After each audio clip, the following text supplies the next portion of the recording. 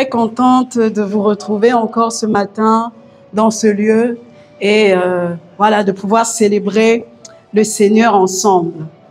Je dis encore merci à tous ceux qui ont chanté, au groupe musical, aux modérateurs, qui nous ont si bien conduits pendant ce temps. Et je pense que si on a vraiment écouté les paroles des chants, peut-être même on n'aura pas besoin d'écouter la parole de ce matin. Mais bon, le Seigneur a prévu de nous parler. Et je bénis le Seigneur parce que les paroles des chants que nous avons exécutées ce matin vont vraiment dans le sens de la parole que le Seigneur nous a donnée. Alors nous allons prier pour nos cœurs. Tu vas prier pour ton cœur ce matin encore. Tu vas dire, Seigneur, dispose-moi à recevoir ce que tu as en réserve pour moi. Seigneur, je suis là ce matin pour que tu me parles. Je suis là ce matin pour que ta volonté s'accomplisse dans ma vie. Je ne veux pas quitter ce lieu comme je suis venu. Seigneur, je te présente mon cœur. Élève ta voix et commence à prier pour ton cœur ce matin. Que ton cœur soit ce terrain fertile où, lorsque le Seigneur va déposer sa semence, qu'elle porte du fruit en abondance. Élève ta voix et prie encore ce matin.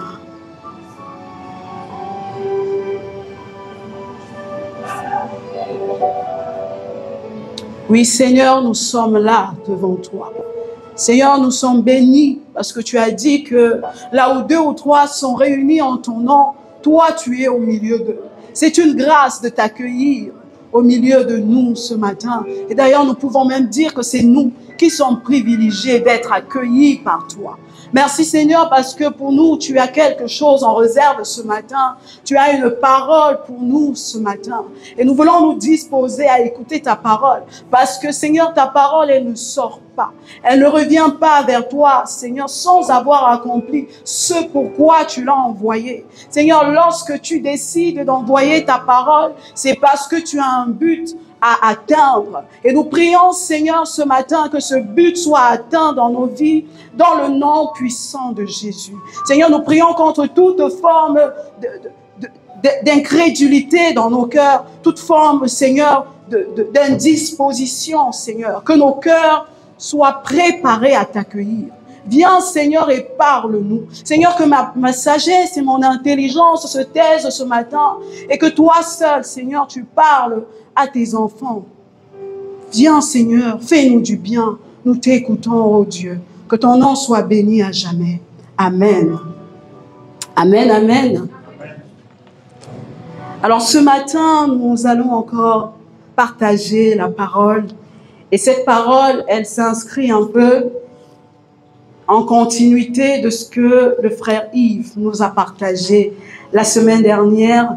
La semaine dernière, nous avons parlé du thème « Soyez transformés », qui s'en souvient encore. Et pendant que nous parlions de ce thème, le Seigneur nous a fait réellement du bien. Et j'espère que cette parole est restée en nous et que nous la mettons en pratique. Ce matin, la parole que nous allons partager est un peu la suite où, je dirais, ça va dans le même sens que cette parole. Alors, nous étions dans le livre de Romains et je me rappelle encore que le frère Yves, alors qu'il nous parlait du livre de Romains, il nous rappelait un peu le contexte de l'écriture de ce livre-là. Si vous prenez le temps de lire Romains, tout le livre de Romains, du premier chapitre au chapitre 11, on nous parle de notre salut, mais c'est un peu de manière théologique, c'est un peu de manière, je vais dire, théorique. On nous parle de comment nous étions perdus, nous étions éloignés de Dieu. Mais Dieu a décidé d'envoyer Jésus-Christ, son Fils, pour mourir sur la croix pour que toi et moi, nous soyons sauvés. Et ce livre de Romains nous apprend que nous ne sommes pas sauvés par nos œuvres. Parce que si ce n'était que nos œuvres, nous serions perdus. Nous sommes sauvés par la grâce au moyen de la foi. C'est ce que ces 11 premiers chapitres nous enseignent. Et à partir du chapitre 12, Paul va nous parler de la dimension pratique de ce salut. Nous avons été sauvés. Jésus est notre sauveur. Nos vies lui appartiennent. Il est aussi notre Seigneur. Maintenant, qu'est-ce que ça implique dans ma vie? qu'est-ce que ça implique dans ta vie? Qu'est-ce que cela doit avoir comme répercussion dans notre vie au quotidien, dans notre relation avec le Seigneur? C'est de ça dont nous allons parler ce matin. Et j'aimerais que nous puissions reprendre le même texte. Nous allons lire Romains chapitre 12, du verset 1 au verset 11. Romains chapitre 12, du verset 1 au verset 11. Je lis dans le nom du Seigneur. Je vous exhorte donc, frères, par les compassions de Dieu, à offrir vos corps comme un sacrifice vivant, saint, agréable à Dieu, ce qui sera de votre part un culte raisonnable. Ne vous conformez pas au siècle présent, mais soyez transformés par le renouvellement de l'intelligence, afin que vous discerniez quelle est la volonté de Dieu, ce qui est bon, agréable et parfait. Par la grâce qui m'a été donnée, je dis à chacun d'entre vous de ne pas avoir de prétentions excessives et déraisonnables, mais d'être raisonnable pour avoir de la modération, chacun selon la mesure de foi que Dieu lui a départie.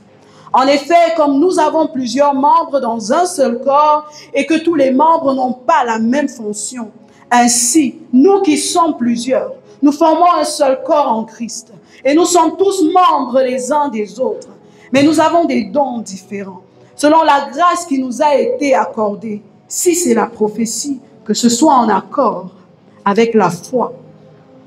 Si c'est le diaconat, que ce soit dans un esprit de service, que celui qui enseigne s'attache à l'enseignement, celui qui exhorte à l'exhortation, que celui qui donne le fasse avec simplicité, celui qui préside avec empressement, celui qui exerce la miséricorde avec joie. Que l'amour soit sans hypocrisie. Ayez le mal en horreur. Attachez-vous fortement au bien. Par amour fraternel, ayez de l'affection les uns pour les autres. Par honneur, usez de prévenance réciproque. Ayez de l'empressement et non de la paresse. Soyez fervents d'esprit, servez le Seigneur. La version Louis II dit, ayez le zèle et non de la paresse. Soyez fervents d'esprit, servez le Seigneur. Amen. Ce matin, le thème de notre partage, je l'ai intitulé « Ayez du zèle ». Sois zélé pour ton Seigneur et ton Sauveur. Est-ce qu'on peut le redire ensemble? Sois zélé pour ton Seigneur et ton Sauveur. Alléluia. Quand on lit le verset 1 de Romains chapitre 12, c'est un peu comme une introduction un peu à toute cette implication pratique que l'œuvre du salut de Jésus dans nos vies doit avoir. Et quand Paul commence ce verset, il nous demande, il nous dit en fait que Jésus a donné sa vie pour nous. Nous avons été sauvés par grâce. En conséquence, qu'est-ce que nous sommes appelés à faire? Nous devons nous offrir comme un sacrifice vivant, saint, agréable et parfait. C'est un peu sur cette base-là qu'il va s'appuyer pour maintenant illustrer, pour maintenant donner d'autres dimensions pratiques par rapport à notre foi. Jusqu'au chapitre 16, si vous avez l'occasion de lire après, vous allez voir toutes les répercussions pratiques que le fait que Jésus ait donné sa vie pour nous doit avoir en réalité dans nos vies, parce qu'il est notre Sauveur et notre Seigneur. Et quand il dit que nous devons offrir nos vies comme un sacrifice vivant, un sacrifice ne fait pas du bien. Vous savez, quand on fait un sacrifice, l'agneau qu'on immole, il est vivant. Hein? Qu'est-ce qu'il fait quand on le sacrifie? Est-ce que vous êtes là ce matin? Quand on sacrifie l'agneau qui est vivant, ça ne lui fait pas du bien. Il crie. Il crie parce que ça fait mal. Le sacrifice n'est pas toujours évident. Et quand Dieu nous parle d'offrir nos vies comme un sacrifice vivant, saint, agréable, c'est vraiment de renoncer à nous-mêmes, de renoncer à ce qui nous fait plaisir pour faire plaisir à Dieu. En fait, c'est ça.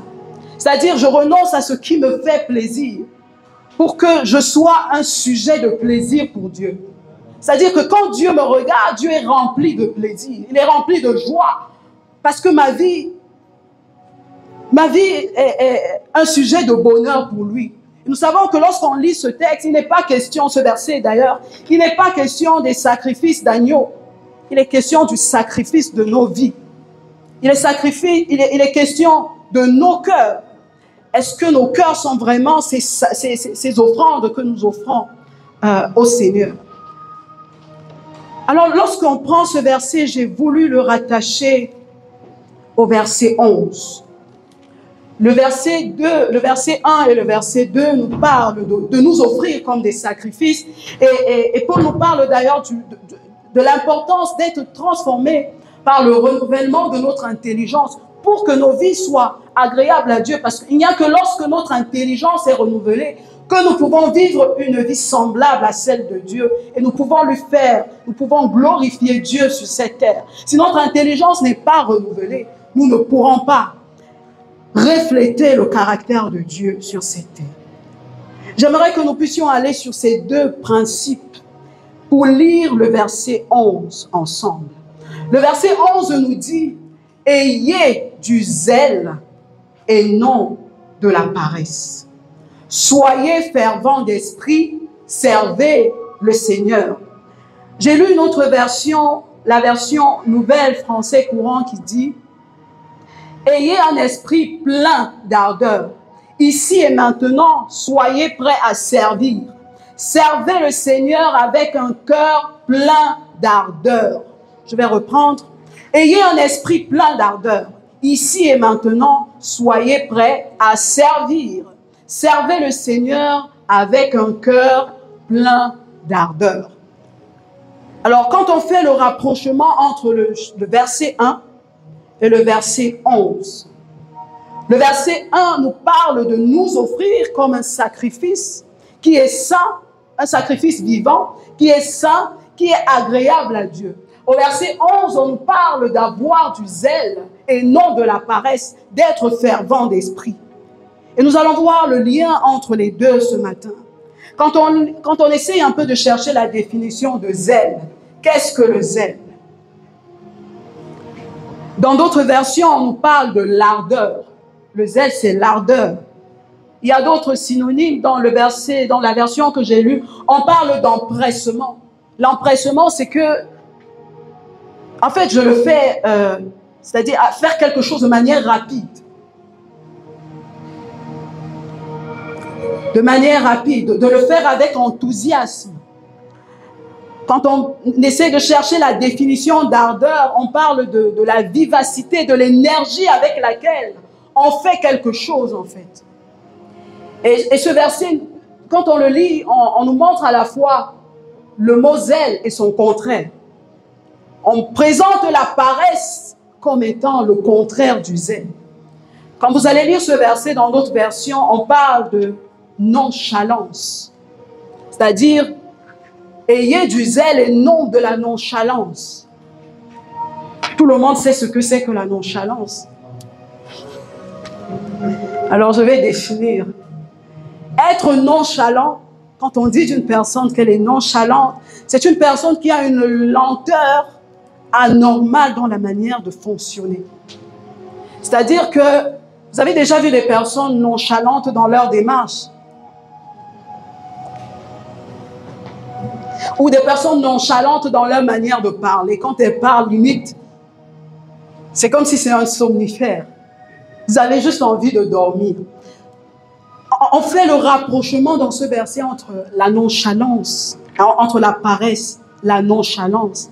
Et quand on cherche les synonymes de la paresse, on trouve aussi la négligence. On trouve l'indifférence. On trouve aussi la tiédeur. On trouve la tiédeur comme synonyme de paresse. Et pendant que j'étais en train de lire ce verset, pour vous dire, lorsque le Seigneur m'a mis à cœur cette parole, j'ai beaucoup réfléchi. Je me suis dit, ah, vraiment, est-ce que je dois vraiment venir prêcher cette parole? Mais dans mon cœur, je sentais que c'est vraiment ce que le Seigneur voulait nous donner ce matin. J'ai cherché dans la Bible pour essayer de voir est-ce que le Seigneur parle du zèle et de la paresse dans d'autres textes, dans d'autres versets. Je pense que nous connaissons tous la parabole des talents. La parabole des talents, on la trouve dans Matthieu 25, du verset 14 au verset 30. Nous n'allons pas lire ce matin parce que nous n'avons pas suffisamment de temps. Dans ce texte que nous connaissons tous, on parle de 3 serviteurs. Il y a un premier serviteur à qui le maître va donner 5 talents. Il y a un autre à qui il va donner 2 talents. Et il y a un troisième à qui il va donner 1 talent. Et dans le comportement des 3, il y a quelque chose qui ressort. Quand on parle dans ce texte, Matthieu chapitre 25, 14 à 30, quand on parle de celui qui a reçu le premier talent, on dit, une fois qu'il a reçu le premier talent, on dit, aussitôt, il s'en alla. D'accord? Alors, je vais chercher pour nous. Est-ce que tu peux aller au verset 16? Alors, on parle de celui qui avait reçu 5 talents. Donc, il reçut les 5 talents et aussitôt, celui qui avait reçu les 5 talents s'en alla. Souvent, quand on lit la parabole des talents, on se focalise simplement sur les talents, sur le fait qu'il y en a 2 qui ont fructifié leurs talents et l'autre qui ne l'a pas fait. Mais dans ce texte, il est important de se focaliser aussi sur l'attitude de ces serviteurs-là. Celui qui a reçu 5 talents, on dit qu'il a agi aussitôt. Et quand vous lisez la suite de celui qui a reçu 2 talents, on dit il fit de même. Donc ça veut dire qu'il a agi aussi aussitôt. Regardons le dernier, celui qui avait reçu 1 talent. Je pense, il faut lire le verset 28 ou 30. On peut avoir le verset 28 ou 30. Non, le verset 27, pardon. 26. Alors, dans ce verset, le maître parle au serviteur qui a reçu un talent, qui vient et qui dit, je savais que tu es un mauvais maître qui récolte là où il n'a pas sémé. Qu'est-ce que le maître lui dit? Le maître lui dit, serviteur méchant et paresseux. Tu savais que je moissonne où je n'ai pas sémé, que j'amasse où je n'ai pas vanné, ainsi de suite, jusqu'au verset 30. Alors on voit que le dernier serviteur, il est allé faire le trou, il a mis le talent dedans, le maître le qualifie de paresseux. Cela nous montre déjà que ce n'est pas que dans le texte de Romains qu'on parle du fait que Dieu n'est pas d'accord avec la paresse. Ce texte nous montre que Dieu n'est pas d'accord avec la paresse. Parce que le maître, quand il vient, il n'encourage pas, il ne félicite pas celui qui a été paresseux. J'ai cherché aussi un autre texte alors que j'étais en train de préparer ce message. Le Seigneur m'a conduit dans le texte d'Apocalypse, chapitre 3, versets 14 à 20, que j'aimerais que nous puissions lire ensemble. Quand on lit Apocalypse, le Seigneur envoie des lettres à plusieurs églises. Il y a 7 églises au total à qui le Seigneur va envoyer des lettres. Et le Seigneur va envoyer une lettre à l'église qu'on appelle Laodicée. Si nous nous rappelons tout à l'heure, on était en train de dire que la paresse a aussi pour synonyme la tiédeur. Et voilà, on va lire ce texte dans Apocalypse chapitre 3, 14 à 20. Écrit à l'ange de l'église de Laodicée. Voici ce que dit l'Amen, le témoin fidèle et véritable, l'auteur de la création de Dieu. Je connais tes œuvres, tu n'es ni froid ni bouillant. Si seulement tu étais froid ou bouillant, ainsi parce que tu es tiède et que tu n'es ni froid ni bouillant, je vais te vomir de ma bouche. Parce que tu dis, je suis riche, je me suis enrichi et je n'ai besoin de rien. Et parce que tu ne sais pas que tu es malheureux, misérable, pauvre, aveugle et nu, je te conseille d'acheter chez moi de l'or éprouvé par le feu, afin que tu deviennes riche et des vêtements blancs, afin que tu sois vêtu et que la honte de ta nudité ne paraisse pas, et un collier pour oindre tes yeux, afin que tu vois. Verset 19. Moi, je reprends et je corrige tout ce que j'aime. Aie donc du zèle et répands-toi. Alors, ce texte nous parle de cette église, l'église de Laodicée. Le Seigneur écrit la lettre pour pointer du doigt un problème dans cette église, dans la vie des personnes de cette église. Le Seigneur parle de la tiédeur. Il dit que les membres de cette église n'est ni bouillante, elle est ni froide, elle est tiède.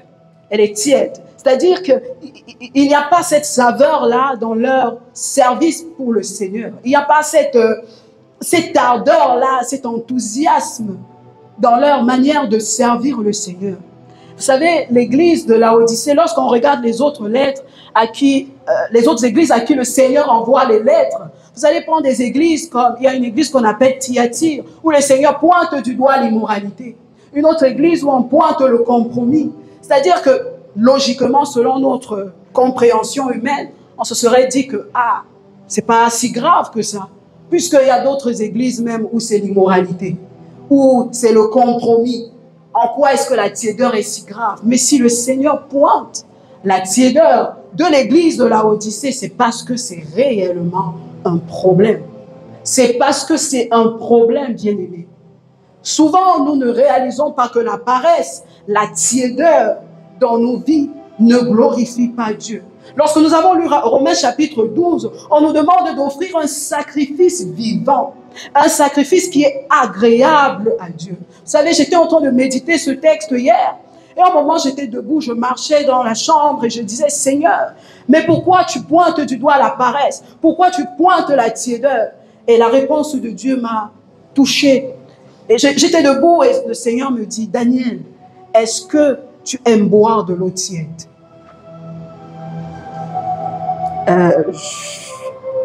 Je n'aime pas boire de l'eau tiède, en fait. Qui aime boire de l'eau tiède? Qui lève la main ici ce matin? Qui aime boire de l'eau tiède? Toi, tu aimes boire de l'eau tiède. Ok. Bon, ton cas est particulier. Et le Seigneur me dit, est-ce que toi, tu aimes boire de l'eau tiède? Je dis non, je n'aime pas boire de l'eau tiède. Pourquoi? J'ai dit, l'eau tiède n'est pas agréable à boire. Et Dieu me dit, pourquoi moi, je dois accepter une offrande tiède? Pourquoi moi, je dois accepter un service tiède? Le service, vous savez, tout ce qui est tiède. Et alors, quand on cherche même, quand on lit Matthieu chapitre 5, verset 13, le Seigneur dit là-bas, vous êtes la lumière du monde. D'accord? Vous êtes le sel de la terre plutôt. Mais si le sel perd sa saveur, avec quoi va-t-on la lui rendre? Il ne suffit qu'à être jeté au dehors et foulé aux pieds. On voit le sel perd de sa saveur et il n'est plus utile. C'est un peu comme cette eau-là, quand elle est tiède. Elle n'a pas de saveur, elle n'est pas agréable à boire. Il est vrai que certains disent ici que c'est bon à boire. Elle n'est pas agréable à boire. Voilà pourquoi, quand vous prenez un thé et que vous vous rendez compte que c'est tiède, soit vous allez le chauffer, soit vous n'allez pas le boire. Si l'eau est un peu tiède et qu'il fait froid, vous allez vouloir boire de l'eau fraîche pour vous rafraîchir. Parce que l'eau tiède, elle n'est pas bonne. Elle n'est pas agréable. Et le sacrifice que nous voulons offrir à Dieu, c'est un sacrifice qui doit lui être agréable. C'est ce que le Seigneur attend de nous, bien-aimés. Un sacrifice, une offrande qui lui est agréable. Une offrande qui lui est agréable. Une offrande à laquelle Dieu prend plaisir. Vous savez, parfois nous ne nous rendons pas compte. Nous ne nous rendons pas compte que nous offrons à Dieu quelque chose qui ne lui plaît pas. Parfois nous ne nous en rendons pas compte. Tellement, souvent nous sommes un peu dans l'activisme. Nous sommes un peu dans les activités. Parfois nous sommes dans nos problèmes. On ne se rend pas compte que, en ce moment, le sacrifice que j'offre à Dieu ne lui est peut-être pas agréable. Et vous savez, quand on parle d'offrande, on parle d'un cadeau qu'on fait à quelqu'un. On parle d'un cadeau qu'on fait à quelqu'un. Et vous savez, quand vous voulez offrir un cadeau à une personne, parce que vous aimez cette personne, vous allez lui offrir ce qu'elle aime. Vrai ou faux? Quand on veut offrir un cadeau à une personne, et parce qu'on aime cette personne, qu'on veut lui offrir ce cadeau pour lui témoigner notre amour, on lui offre ce qu'elle aime, ce qui va lui faire plaisir. Dieu nous dit ce matin que si nous voulons lui offrir un sacrifice, une offrande, ce doit être quelque chose fait avec un cœur rempli de zèle, un cœur rempli d'ardeur, un cœur rempli d'enthousiasme, un cœur rempli de diligence pour notre Dieu. Ce n'est pas un service fait avec nonchalance, parfois à contre-cœur, parfois avec lenteur.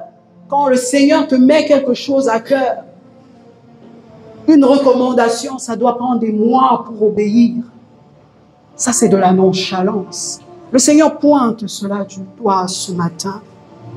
J'ai été étonnée en lisant, en méditant. Je suis tombée sur un texte dans Ésaïe 42, où je n'avais jamais vu que dans la Bible, on parle de Dieu comme ayant du zèle lui-même. Dans Ésaïe chapitre 42, verset 13, on nous parle de Dieu. On nous dit, l'Éternel sort comme un héros. Il excite son ardeur comme un homme de guerre. Dans la version que j'ai, on dit, l'Éternel sort comme un héros. Il excite son zèle comme un homme de guerre. Même le Seigneur est rempli de zèle, bien-aimé. Le Seigneur est rempli de zèle. Et nous ne pouvons pas, nous, lui offrir quelque chose sans, qui ne va pas lui faire plaisir, qui ne correspond pas à qui il est. Le Seigneur nous appelle ce matin à lui offrir quelque chose auquel il prend plaisir. Que nos cœurs soient remplis de zèle. Et quand je parle de zèle, bien aimé, je ne parle pas de zèle simplement pour l'œuvre ici à l'église, mais de zèle là où le Seigneur nous met. Quelquefois, le Seigneur nous met des choses à faire, des initiatives dans le cœur pour sa gloire. Mais combien de fois nous traînons pour pouvoir agir, pour pouvoir obéir. Le plus important pour Dieu n'est pas juste de faire ce qu'il décide que nous puissions faire. Le plus important, c'est l'attitude de notre cœur alors que nous faisons ce que Dieu nous demande de faire, bien-aimés.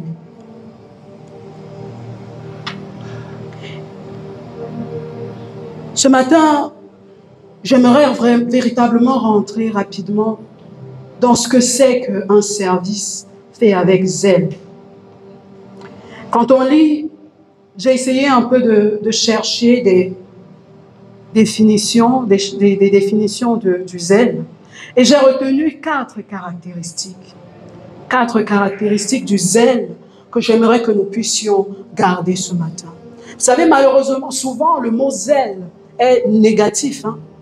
Parfois, quand on entend zèle, c'est un peu comme si c'est un terme péjoratif. Parfois, quand on qualifie même des frères et sœurs à l'église de zélés, parfois on l'utilise, on trouve que non, il exagère un peu ce frère-là. Elle exagère un peu cette sœur. Le zèle est un peu perçu négativement. Mais voilà pourquoi c'est important que notre intelligence soit renouvelée. C'est important. Parce que si notre intelligence n'est pas renouvelée, nous allons continuer de croire que être bouillant pour Dieu, c'est un problème. Nous allons croire qu'être très engagé pour Dieu, c'est un problème. C'est ce que le monde nous montre. C'est ce que le monde nous montre. Que toi, vous savez, une fois, il y a quelqu'un qui m'avait posé la question. J'étais étudiante à l'époque. Et à cette époque, j'habitais à Casa, je venais à Mohamedia prier. Alors, je pense qu'il y avait répétition. Je me rappelle qu'on avait des programmes en semaine. Il fallait venir aussi le samedi, le dimanche. Alors, une fois, cette personne m'a dit, mais alors, tu vas à Mohamedia en semaine, mercredi. Tu vas vendredi. Tu vas encore samedi, tu vas dimanche. Dis-moi un peu, dans votre église, là, on te paye. J'ai dit non, on ne me paye pas. Il était étonné parce que dans le monde, servir Dieu comme ça, c'est pas possible. il faut un gain, il faut avoir quelque chose, il faut une récompense financière, il faut quelque chose de matériel pour nous motiver. C'est la conception que le monde a. Et si nous gardons cette conception, nous n'allons pas réellement offrir à Dieu l'offrande qu'il attend de nous. Alors, j'ai répertorié 4 caractéristiques du zèle. Le zèle, premièrement, implique l'empressement, ou je dirais la promptitude dans la manière d'agir, dans la manière d'obéir à Dieu. Qu'est-ce que ça veut dire? Ça veut dire que je suis zélé. Si je dis que je suis zélé, est-ce que lorsque le Seigneur me demande de faire quelque chose, j'obéis promptement?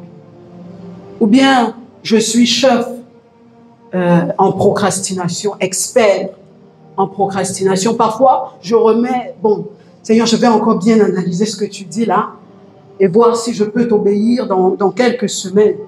Souvent, nous sommes un peu dans cette dynamique-là parce que nous pensons que le plus important, c'est d'agir. Non, le plus important, c'est pas juste d'agir.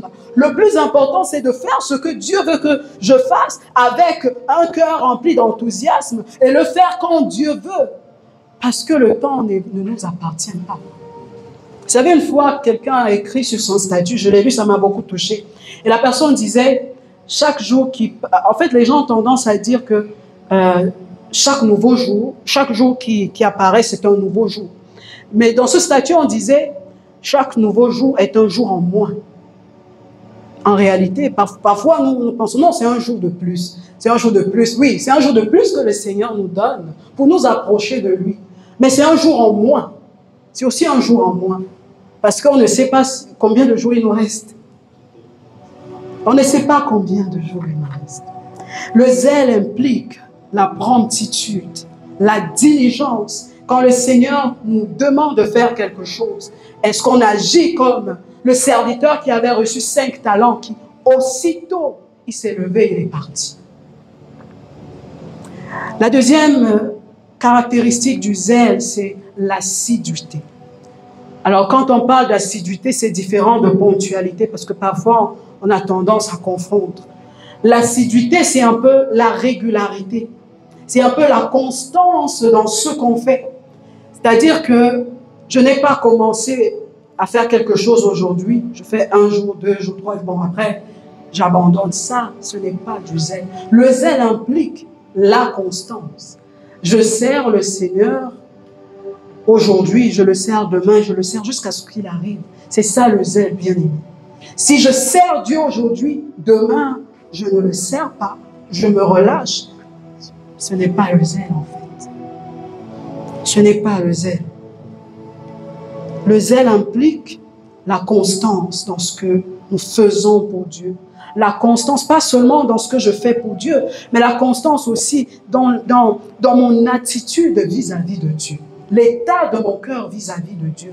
Est-ce que je suis dans cette attitude de foi vis-à-vis de Dieu? Vous savez, j'ai lu un jour l'histoire de Job. Je suis arrivé dans un verset où le Seigneur répond après à Job, après que tous ses amis soient passés et que ses amis lui aient donné des conseils et tout. Et le Seigneur va dire quelque chose. Il va dire il va reprocher à ses amis, là, il va dire, contrairement à Job, vous n'avez pas parlé de moi avec droiture. Souvent, nous ne parlons pas de Dieu avec droiture. J'aimerais ce matin que tu réalises que l'offrande dont nous parlons, ce n'est pas juste des actions à faire pour Dieu. C'est même l'attitude de mon cœur vis-à-vis de Dieu. C'est-à-dire quel est l'état? Qu'est-ce que je pense de Dieu? Est-ce que c'est vraiment... ma foi, elle dure sur le temps?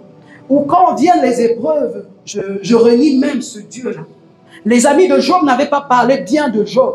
Le Seigneur, dans ce texte, Dieu dit, contrairement à vous, Job a parlé de moi avec droiture.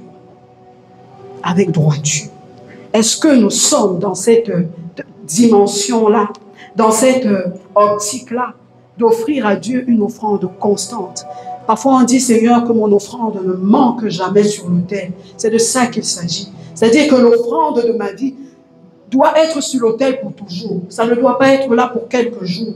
Et après, je l'enlève parce que bon, j'ai décidé que là, je suis fatiguée. ce n'est pas du zèle. La troisième caractéristique du zèle, c'est l'application. Vous savez, quand on parle d'application, s'appliquer, c'est faire quelque chose avec soin, avec beaucoup d'attention.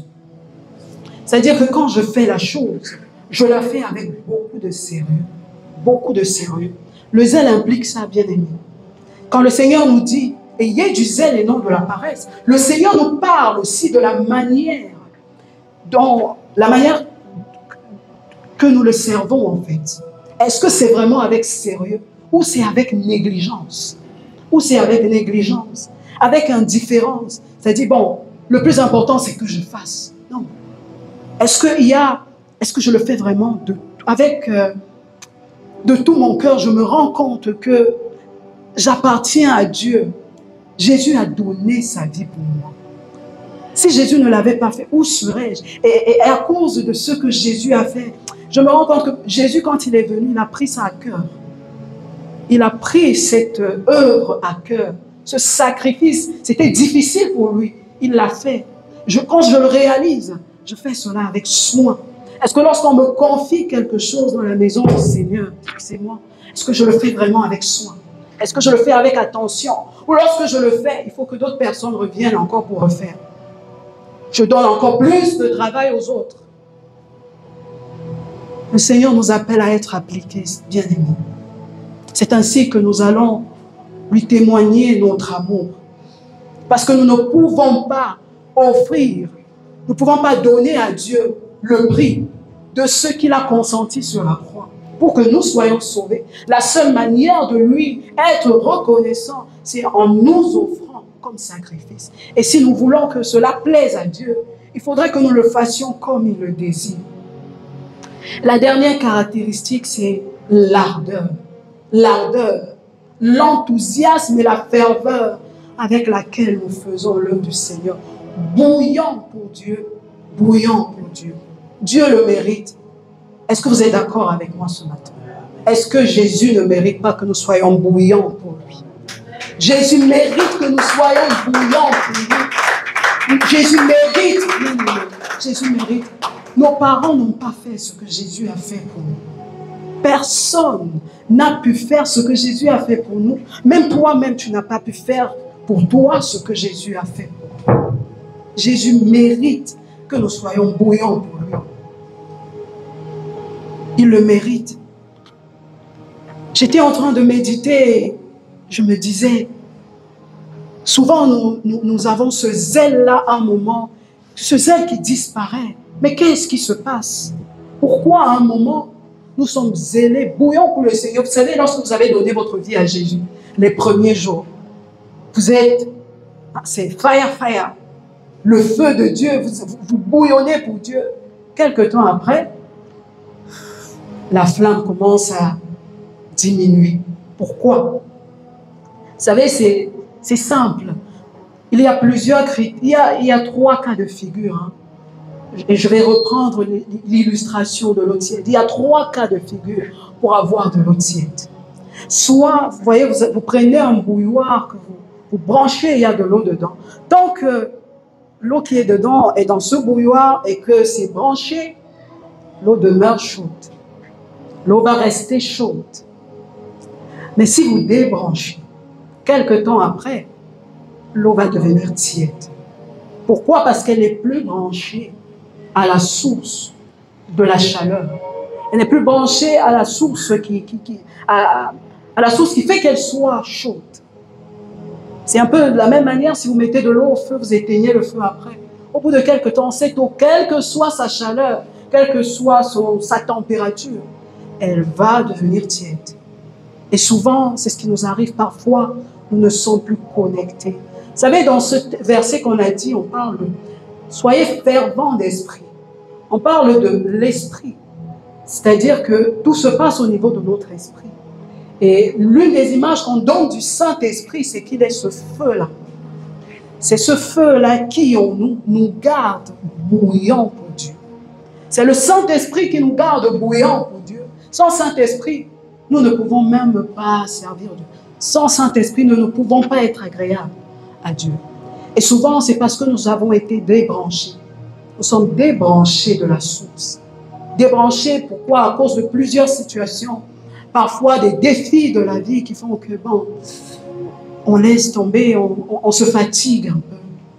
Mais parfois aussi l'eau tiède, c'est aussi une eau qui n'a pas été suffisamment chauffée. C'est-à-dire qu'on l'a mise, mais après on n'a pas laissé longtemps pour qu'elle chauffe. Pour montrer que parfois c'est la superficialité.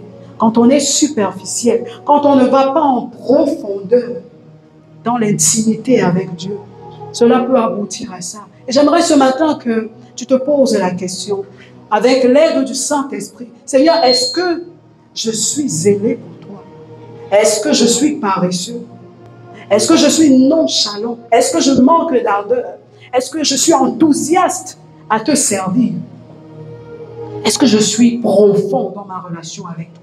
Parce que lorsque nous sommes profonds, lorsque nous laissons vraiment le temps à Dieu de nous changer, de nous transformer, lorsque nous sommes dans cette communion profonde avec Dieu, certainement nous serons remplis de zèle pour lui. Certainement nous allons brûler, bouillonner pour notre Dieu. Et la dernière option, je dirais, le dernier cas de figure, c'est qu'on peut avoir de l'eau chaude et on y verse de l'eau froide. Quand on verse de l'eau froide dans de l'eau chaude, cette eau-là, elle va devenir tiède. Elle va devenir tiède. Et cela peut représenter quelquefois des choses qui nous arrivent, qui peuvent se passer dans nos vies, qui font que nous puissions perdre cette chaleur, que nous puissions perdre ce zèle-là pour notre Dieu. Bien-aimé, j'étais en train de préparer ce message. Le Seigneur me montrait vraiment quelquefois des situations qui nous arrivent, des personnes qui ont perdu des êtres chers. Et à cause de ça, leur cœur a perdu cette chaleur, ce zèle pour Dieu. Parfois, nous sommes là, ici, bien-aimés. Nous sommes là, nous servons Dieu. Nous sommes dans des activités, mais notre cœur est-il vraiment rempli de zèle pour Dieu? Est-il vraiment encore en connexion parfaite à Dieu? Est-ce que l'état de notre cœur est toujours vraiment une offrande agréable à Dieu? Parfois, nous avons perdu des êtres chers. Nos cœurs sont meurtris. Nos cœurs sont attristés.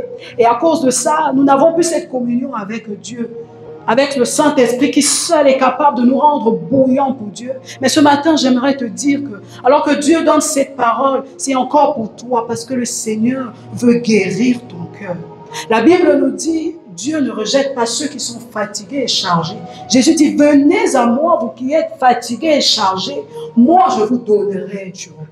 Si ce matin ton cœur est chargé, si ton cœur est fatigué des situations, et qu'à cause de cela, la tiédeur s'est installée dans ta vie, le Seigneur te demande ce matin de venir déposer à ses pieds ce fardeau-là, de venir déposer à ses pieds ces difficultés-là afin qu'il te donne le repos. Parce que ce n'est que lorsqu'il y a ce repos-là que vraiment on peut être dans cette parfaite communion avec Dieu, bien-aimé.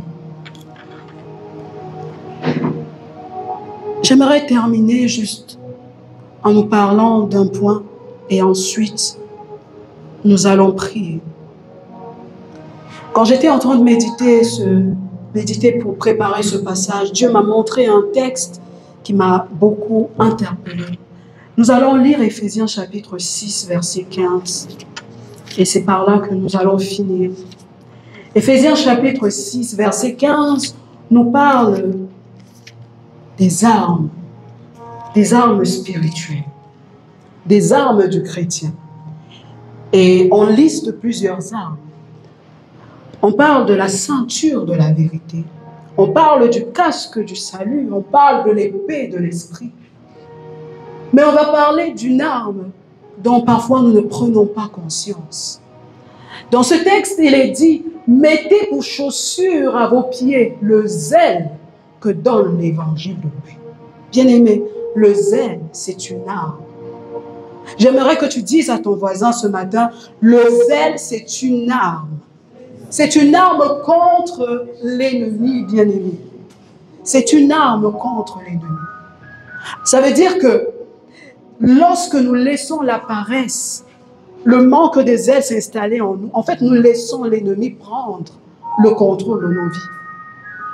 Parce que le zèle nous a été donné pour pouvoir contrer, en fait, les œuvres du diable dans nos vies.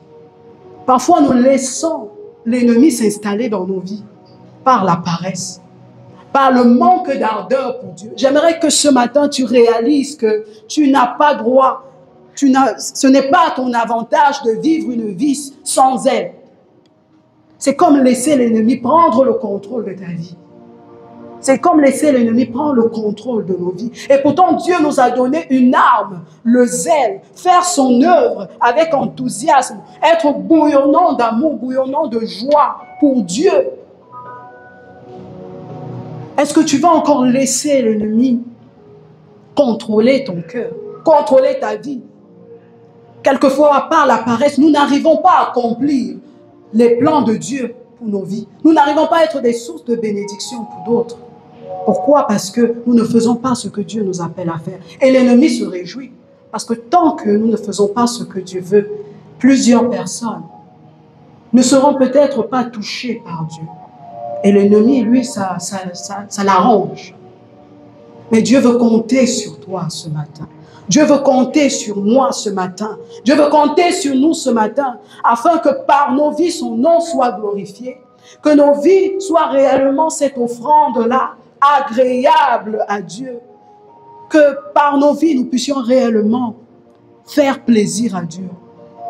J'aimerais que tu te lèves ce matin. Nous allons nous lever et nous allons prier. Tu vas prier pour ta vie. Le Seigneur nous a parlé ce matin du zèle. Tu vas élever ta voix et tu vas demander au Saint-Esprit encore de te le révéler. Où est-ce que tu en es de cette offrande? Quelle est la qualité de l'offrande que j'offre à Dieu? Quelle est la qualité de l'offrande que je pose sur l'autel? Est-ce une offrande faite avec un cœur rempli de zèle, d'enthousiasme, de joie, d'ardeur pour Dieu? Ou c'est avec un cœur attristé, un cœur nonchalant? Quel est le type d'offrande que je donne à Dieu ce matin? Tu vas prier, et si tu te rends compte que ce n'est pas cette offrande agréable, tu vas demander au Seigneur de t'aider. J'aimerais que tu pries, élève ta voix. C'est l'occasion que le Seigneur te donne. Ce n'est pas à la maison que nous allons prier. C'est ici, ce matin, que nous prions. Et nous voulons que nos vies soient une offrande agréable à Dieu. Et non une offrande tiède, désagréable, à laquelle le Seigneur ne prend pas plaisir. Élève ta voix et prie maintenant. Élève ta voix et confie ta vie au Seigneur.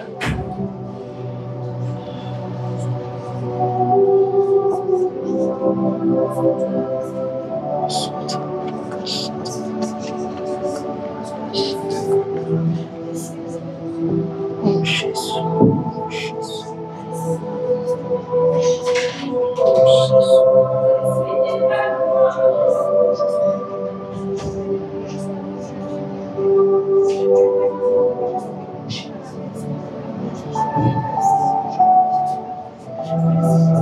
Oui Seigneur, ce matin, nous sommes devant toi et nous voulons te demander pardon, Père. Nous avons manqué de zèle.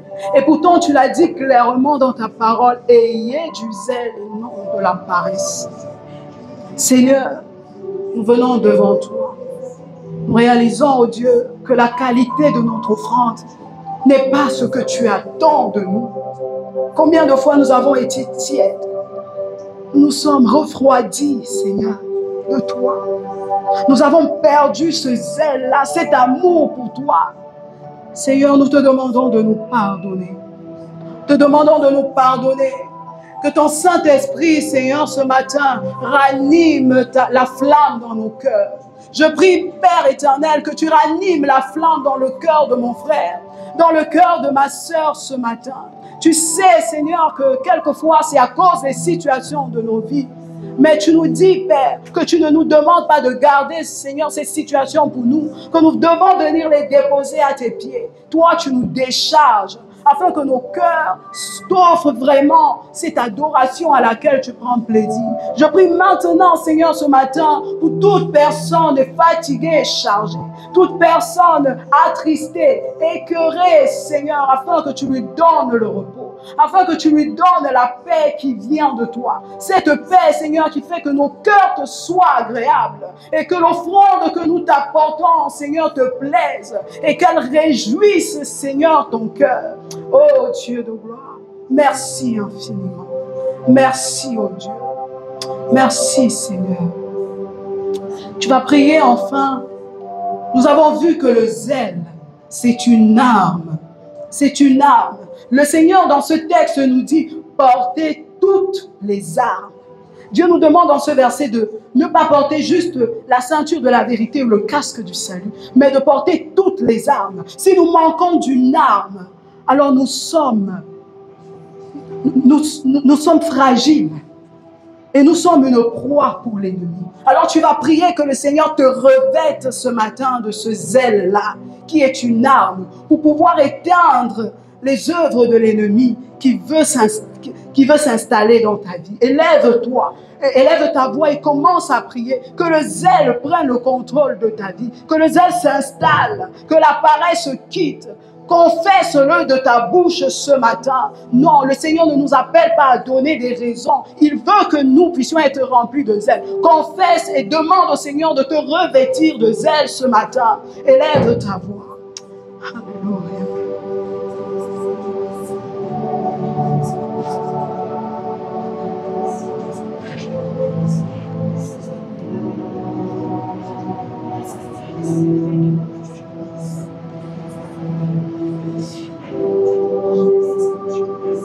Je vais donner la parole au frère Fidèle pour prier.